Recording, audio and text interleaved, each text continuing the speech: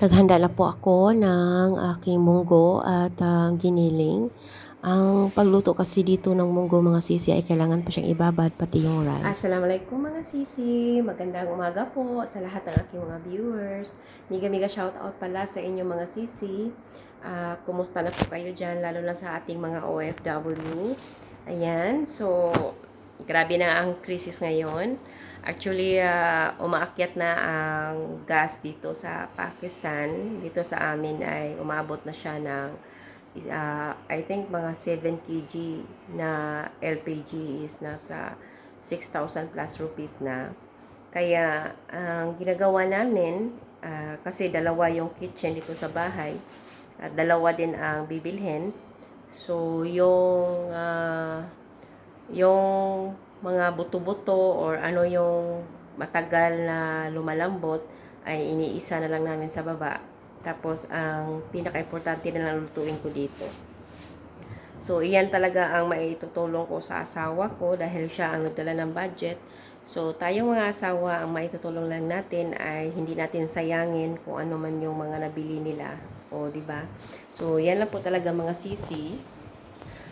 So, medyo katatapos ko lang po nilagnat dahil ito sa nag-change na po ng weather dito. Ayan. Yusuf, nanonood po iyan ng mga sisi yung nilalaro niya. Kaya medyo hindi po siya namansin ngayon. So, titingnan natin ang weather natin sa labas kasi sunod-sunod na po na araw na palaging umuulan mga sisi. So, ngayon ay medyo may araw mga sisi. So, yung malunggay natin ay malaki na. So, ayun na. Ayan. Mayroon nga akong isang customer na gusto niyang bilhin sana. Tapos gusto niya magtanim. Sabi ko next month na lang. So, ito mga sisi, gumawa ako ng chai. Yung tea na nilagyan ng milk. Una ko pong ginagawa ay nilagyan ko siya ng tubig kunti. Tapos nilagay ko po yung tea powder. Tapos ngayon ay gagawa ko ng parata. Hey guys, today my mom is gonna cook prata. Ito palang binubuksan ko mga sisi ay isa po itong klase ng oil na para siyang butter. Pero ghee po ang tawag nila nito mga sisi. Oo, ginagamit po ito na panglagay sa parata or pang mix din sa ulam. Hindi kasi pwede ito na lang gagamitin natin sa paggisa mga sisi kasi medyo mahal po talaga kapag ghee. So, ginagamit lang namin ito na pang parata lang. So, nilagyan ko na siya ng milk. Ayan. Ako lang kasi umiinom mga sisi kasi si Mr. pag umaga ayaw niya ng tea. Gusto niya is ginger tea.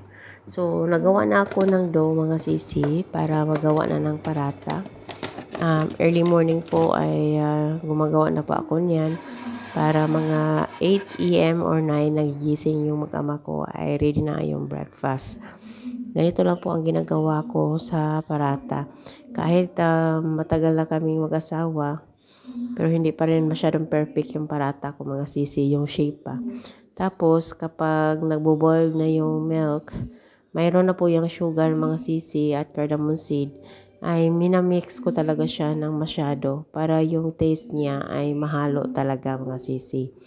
Ayan, tapos yung apoy ay medyo mahina-hina ang ilagay natin para hindi siya mag-overflow. Kasi maliit lang yung natin nilulutuan. So, ito na po yung parata ko mga sisi. Ayan, yan lang po ang ginagawa ko. Medyo hindi talaga siya masyadong sa shape. Pero yung lasa naman ay okay lang naman. Tapos, pinaparisan po iyan ng half fry na itlog, na which is gustong gusto po nila. Ayan. Tapos yung anak kong lalaki, ayaw din niya ng tea. Hot milk lang po ang gusto niya. Ako lang talaga umiinom ng tea, mga sisi. Ayan, nilagyan ko na po siya ng ghee. Ito po ang gamit sa oil na ito. Sabi ni Mr. ay maganda talaga ang oil na ito na gamitin. Kaso lang medyo mahal talaga siya mga sisi. So, ready na ang ating breakfast. Ayan. So, ang ginagawa namin ni Mr. every week pupunta kami ng city para mamili ng tela. So, ang ginagawa namin ay gaya pa rin ng dati para makatipid tayo sa gasolina. Oh. So, ang ginagawa namin ni Mister ay mag-halfway lang kami. O sa halfway ay mayroon namang tren. Mura lang din ang tren dito sa Pakistan mga sisi. So, makatipid pa tapos makaano pa sa oras. Yun bang madali kaming umabot doon at makauwi sa bahay kasi sobrang traffic. At about naman dito, ang mga bata ay still going on pa rin sa online class. Yun ang pinaano sa mga teacher. So, katatapos lang ng anak ko ngayon, yes, Saturday ngayon, katatapos lang niyang nag-ano sa teacher niya. Mayroon kasi siyang tutor everyday mga sisi.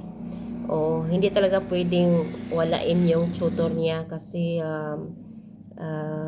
ganito ka talaga dito. Ang daming mga subject tapos kailangan talaga na yung lokal na magtuturo sa kanya lalo na sa ordo mga sisi. O ayan na po siya talaga. Dahil Saturday ngayon ay pumupunta po kami ngayon dito sa Divisoria or sa bazaar para bumili po ng mga prutas at mga gulay. Ayan po. Tapos may hinanap din po ako na tela which is nakita ko naman. So ito po ang paligid dito talaga mga sisi. Ayan. Every Saturday lang po sila nandito at nagre-rent ng kanilang mga pwesto. Sila po yung ibang mga farmer or yung mga ordinaryong mga seller. Medyo fresco po talaga ang mga gulay nila at medyo mura-mura po. Dito lang ating video.